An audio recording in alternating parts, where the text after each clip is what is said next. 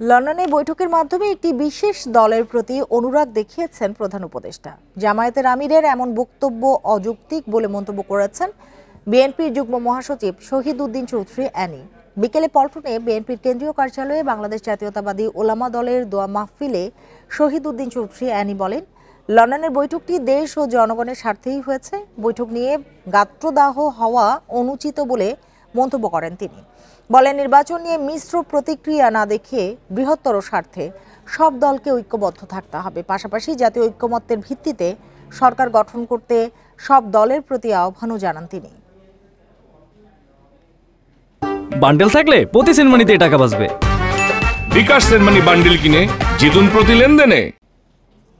একটা বৈঠক যে সৌহার্দ্যপূর্ণ পরিবেশে সুন্দরভাবে হয়েছে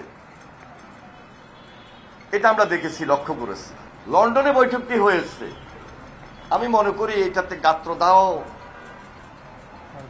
হওয়াটা উচিত ছিল না এবং এটা নিয়ে বক্তব্য দিব এটারও প্রয়োজন ছিল না।